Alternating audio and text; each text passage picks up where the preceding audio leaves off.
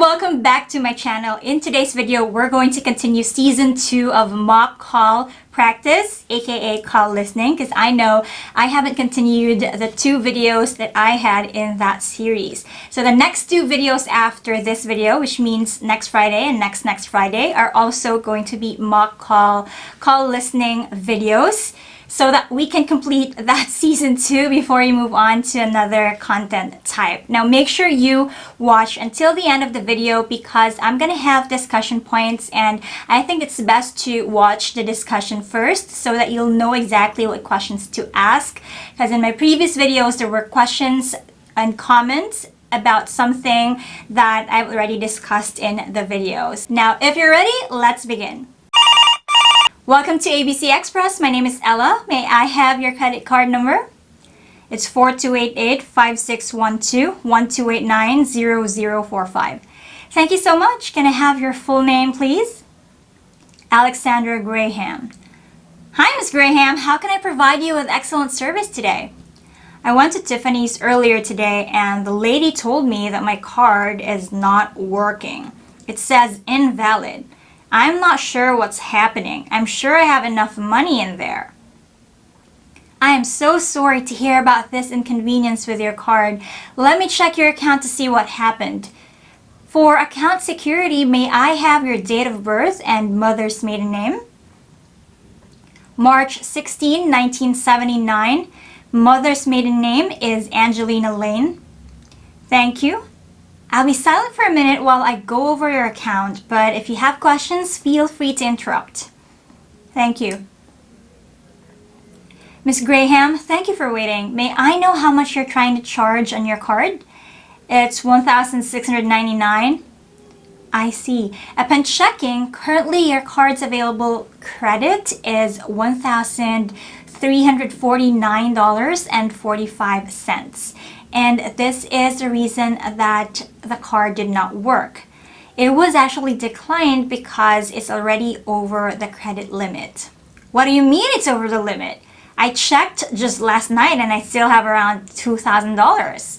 You're right about that. At the end of the day yesterday though, there's a big amount that got charged from Easy Insurance for $650.55. So if you just purchased at Tiffany's early today, the card limit was $1,349.45, which was not enough for the purchase. Oh my goodness! I totally forgot about that payment. I understand. Automatic payments like this often get overlooked. Rest assured though that there's nothing wrong with your card.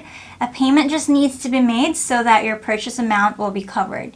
You can also make a staggered payment if allowed, and just charge what's left on your card, then pay the rest in cash. Right? I'll think about that. Thanks. I'm glad to help, Ms. Graham. Have I addressed all your concerns today? You definitely have. Good to know that. Thanks for calling ABC Express. Have a beautiful day. And that was the end of the call. Now for our discussion, I'm not going to discuss anymore the opening, empathy, verification or authentication procedure, as well as the closing spiel, because I've already discussed those things in detail in our video playlist. Just go ahead and look up Breaking Down the Call Flow, or I'm going to link it up there. So go ahead and check it out after this video. So let's start our discussion with the concern of the customer and how the agent helped her resolve that concern.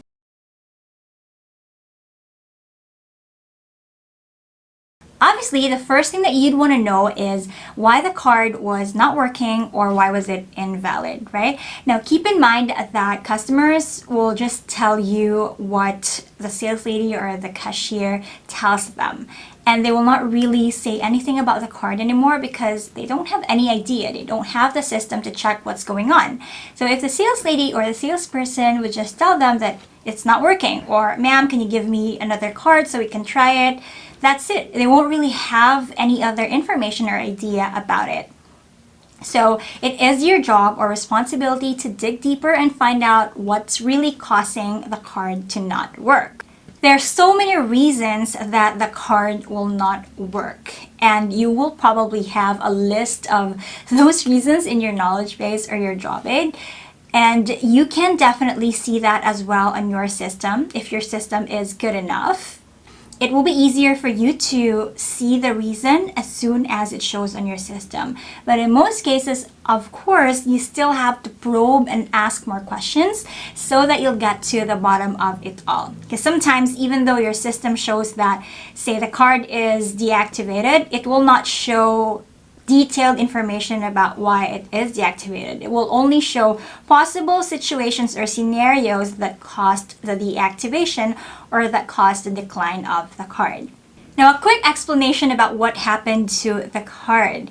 It was over the limit because the customer did not realize that there was a big ticket item that got charged the day before she made a purchase at Tiffany's. Now, in the US, automatic payments like those are very common. So in the customer's case, it was for Easy Insurance. These companies would usually take the money out from bank accounts automatically on a certain schedule. So say it's scheduled on the 15th of the month, and it will be taken out automatically, meaning they sometimes might forget the due date of the payment, which is what exactly happened to the customer in our situation. If you're working in a banking or financial account, this will come in handy. Let me just quickly show you how transactions usually appear in a customer's bank account. On the left side column, you'll start with a date, and then the transaction type, the description or the merchant's name, the amount, as well as the available credit. Now, this may look different in other accounts, so please know that this is not exactly how it looks in all accounts. Of course, it's going to be different, but the similarity is that you have different columns with all the necessary information that you need to know about the customer's account.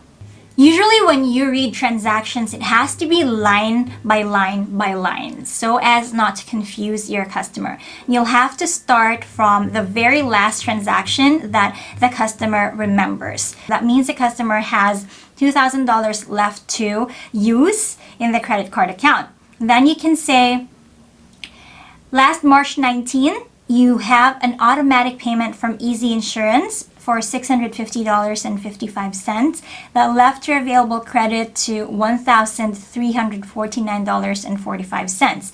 As you notice, you're walking the customer through, right? Because this was the payment that the customer forgot, which was the auto payment that the agent was trying to help the customer remember. And then the next day, the customer was trying to make a purchase at Tiffany's for $1,699, but then the credit available was only $1,349.45. So if you take out your calculator, that's $1,349.45 minus 1,699. That is a total of $349.55.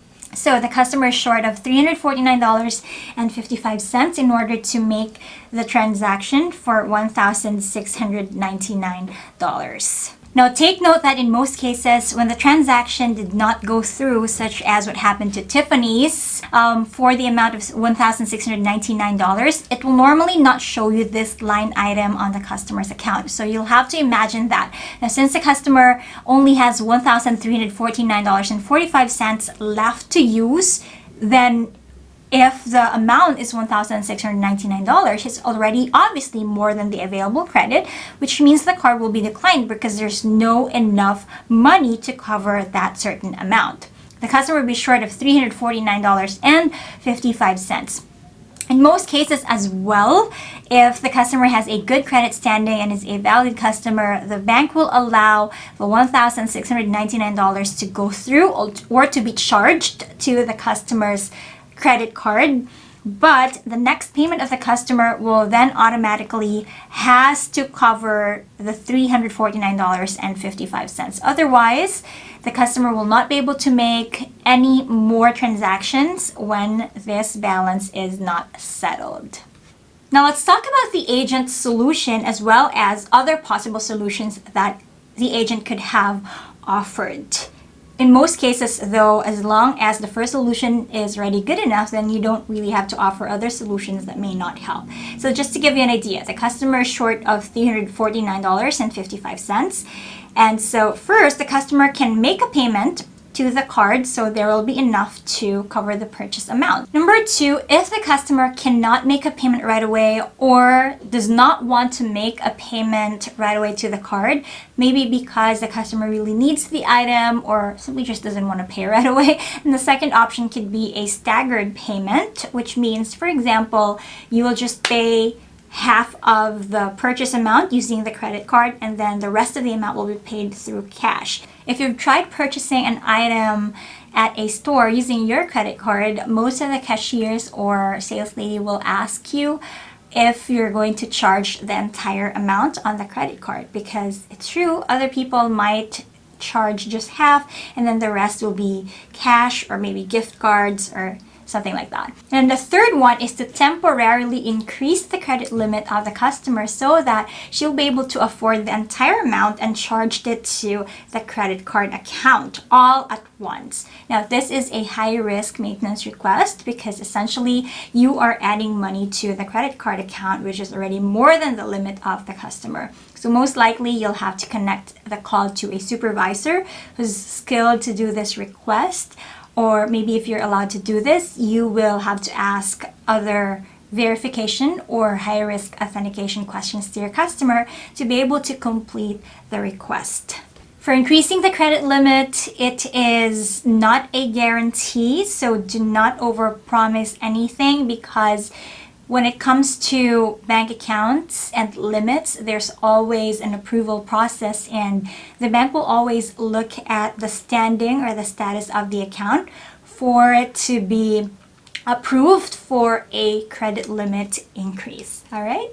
If you want to know more about banking or financial account, I already made a couple of videos about that, and you can check again my playlist for mock call practice.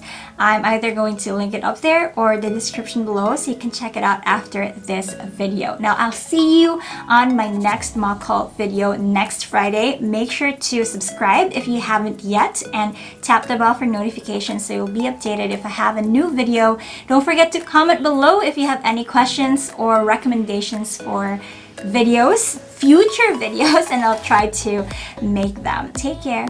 Bye.